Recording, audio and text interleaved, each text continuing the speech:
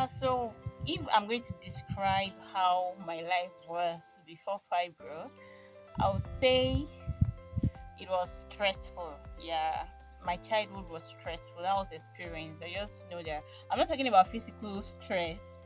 Okay, so it's just like emotional stress. I was stressed, anxious. I didn't really play like I should, like other kids around. Even my teenage year, I was anxious till fibromyalgia came. So I will describe my year before fibromyalgia experience as stressful, tiring, emotional. Yeah, I'll say that.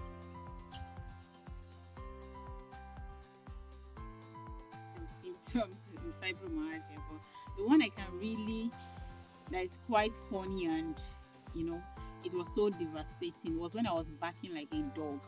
So I would say the most challenging experience of my fibromyalgia days were the drug side effects of the medications and the treatment I was taking. So there was this particular medication that I took and I was not supposed to discontinue. So it finished and it was out of stock. I couldn't get in other pharmacy stores around where I live. And that was why I started having electric shock in my brain and I started barking like a dog for 2 weeks, even when I had got the medication. So I have other symptoms like I couldn't, wear my short like this. I always go on long leggings, socks, and all that because I was experiencing heat and cold at the same time. So I feel heat in the head and I feel cold in my legs. So that was really kind of weird as well. Those are one of the symptoms, and it was challenging for me because I had to, go with fans to the even my classroom, and it was just so embarrassing. You are fanning your head, and at the same time you're covering your legs, so it made me look like zombies. That's the way I dressed those days. It's really bad. So I can say those experiences are bad, and also I couldn't cope with it. I stay in a large crowd. I try to withdraw because I might be, you know, I might even pass out just because of the large crowd. The heat is much. So those experiences too was bad. And when I had to be, yeah, I had to be going to class with hot water bottle because of my back. So my back ached so badly. So I think all of it were challenging, or is it the suicidal thoughts and the suicidal attempt? So yeah, I had a lot of symptoms that I cannot really mention, but I think the few ones I mentioned were so challenging, even for people around me during this period. Yeah.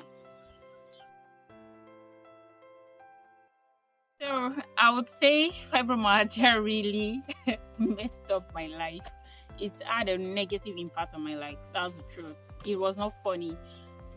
In fact, before I knew it was fibromyalgia, I looked like a nuisance to my friends and family because you have complaints. You complain of widespread of pain all over your body, but yet there is no medical results to stand. There is no diagnosis at all. Like you were not making sense. I was not making sense, and physically I was looking good, so it was not obvious to people around that this one is in pain.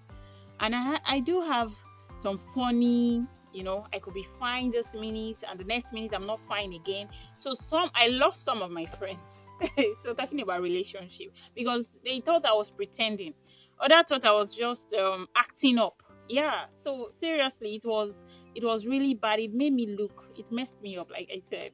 So it made a lot of my relationship. I cannot even count the number of friends that I lost during this to fibromyalgia wahala. Yeah, let me put it like that. And talking about work, I was a student when I got my diagnosis 2017. I got my diagnosis through a rheumatologist consultant at University of Ilorin Teaching Hospital. So that was when I knew, okay, what is happening to me actually had a name. So we started these treatments, and I was not able to cope with school. That's the truth.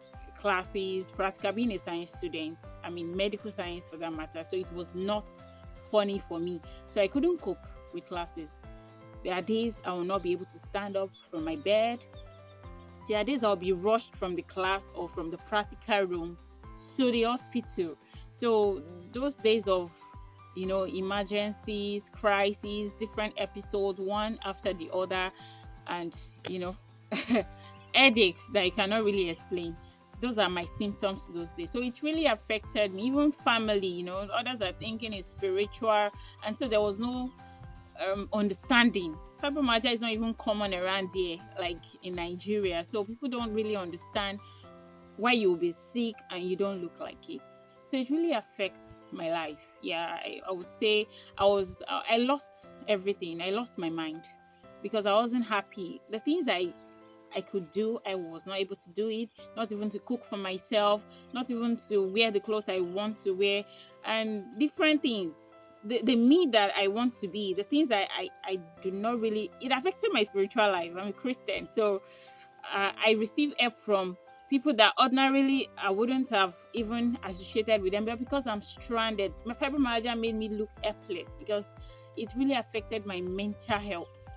So depression and anxiety was the order of the day for me.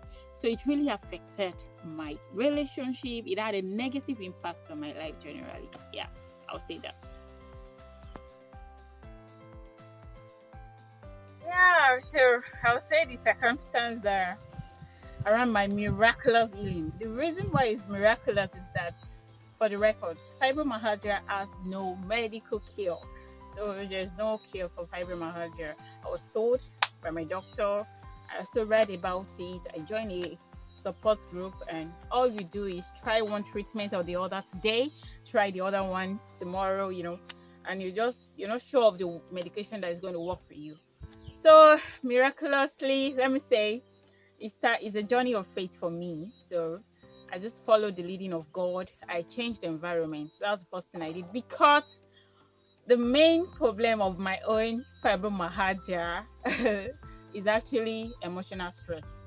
So in order to remove the stressor, what was causing the emotional stress for me, I had to change my environment. So that was the beginning of my healing. Changing the environment, not being where you be remembered of your pains, of your anxiety, of of the past memory that is not making you happy, actually played a good role, and a very big one, in my healing. So I changed my environment. And another thing I did is I changed my mindset. Yeah, you'll be like, I'm not talking about medication here. Actually, in a self-healing journey like mine, I would say that everything is on medication. And the fact that I've tried a lot of medication, I can say it with my mouth and with my full chest that everything is on medication. So there are some things that you just have to change your lifestyle. You just have to change the way you think about that situation that is so difficult for you to handle. So that's the same thing. I changed my environment. I changed my mindset. The way I see things was different, and I tried to change the way I learned. Yeah, let me say I had to unlearn. I dropped some habits. Yeah. So I was able to relearn again. And I believe in the process. I believe that was going to help me. I changed my diet. Yeah. So I stopped eating processed food, canned foods, pastries, all those things that are not really healthy. So that made me the name behind the messy green. So I started eating green food. I started eating organic food. I prepare my own food, so I don't just eat out, and it really helped me. I noticed the way I react to other food before, because after eating I do have episodes sometimes during those days. But now I notice before you know it, I'm not having those symptoms again. So I would say healthy diet, changing of environment to remove the stressor that I'm having, emotional trauma and emotional stress. And also, I, of course, I became serious about God, and the Word of God really helped me. The Word of God helped me in the sense that it helped my faith. When my symptoms want to come back and say, "Oh, do you think you're free? There's no medical cure. Nobody has been healed." I go back with the Word of God, with the assurance that God has healed me. So I held on to that. So the Word of God, yeah, it really helped me. I cannot say it is by my power. So the Word of God, I held on to the Word of God, and it has been so, so helpful. I mean, it's more than how many years now. So I thank God. Yeah, that's it. Wow. Well, I feel strong physically. Yeah, like seriously. This is my farm. Yeah, this is one of the space I manage. And this I cannot even feed myself when I was having fibro because I was really, let's say, physically disabled. Let me put it like that. I couldn't do things. I need someone to help me to even fix breakfast, to walk me around and even to the bathroom. It was that bad. But now I feel physically strong. I work on my farm and emotionally I feel stable. Yeah, I say I feel emotionally stable. There's this emotional intelligence that I carry now, and I even help people around me. So I emotionally I'm stable. I'm not moved by the circumstance around me. I control my own emotions. Let me put it like that. So I have control. I'm stable and I'm fine. Yeah.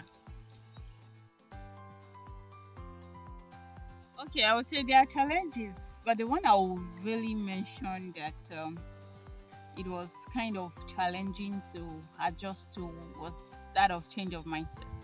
I would not I have to be sincere. Changing your mindset is not as easy as we say it. Mindset is everything, right? So you want to question. At first, I was questioning, but this is how I've been doing it. This is how I've been thinking. So why should I change my mindset concerning this particular thing? So that kind of a thing. So change of mindset has really been challenging, but you just have to be humble to admit that this is wrong and this is right. So I'm going to change my mindset concerning this. I'm going to do the right thing. I also admit that it might not have been fibromyalgia was not because I I did something terrible, but I had to take responsibility in my healing. So that was still, you know, at first I was like, but it's not my fault. So why should I take responsibility for all this healing process? It's not my fault. Can't I just get a medication that will just take it away? Or God will just heal me miraculously? Do I have to really go through the process? Yeah, so but I did, right? So that's just it. It's just I had to the most challenging part is having to play my role in my healing, having to accept responsibility in my healing, having to change my mindset. Yeah, I would say that's the most challenging part. I would say you're strong. I would say it's not your fault. I would say you're trying. And the advice I will give you is to believe that you can heal. Fine, medically, there is no cure. And there's this saying that healing is not for everyone. Well, I do not believe. I believe healing is for everyone as long as you believe. So those that believe, everything is possible. Everything is possible. Pardon me. So if you believe, you can achieve it. You too can heal. If you I'm not saying that your situation is the same with mine. We have different symptoms for everyone that has fibromyalgia, so we're different. But at the same time, I believe that there is power in changing your mindset. I believe there is power in faith, belief, and you will see the glory of God. So cheers to your healing process. Also, I would say this experience with fibromyalgia has really changed my perspective about life and health.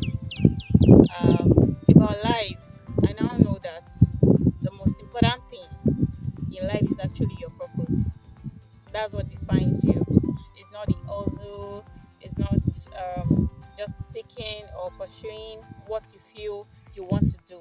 Because when you're left with yourself and you don't know what to do, is that purpose that God has assigned you to do, that which God has proposed for you to do, that will keep you going. And about health, I learned that health is everything. Health is even more than wealth. If you have health, you have everything. So the period where during those periods when I lost my health, it's like I lost my life, I lost everything, I lost my being. So I would say if you have health, keep it. Yeah, health is wealth.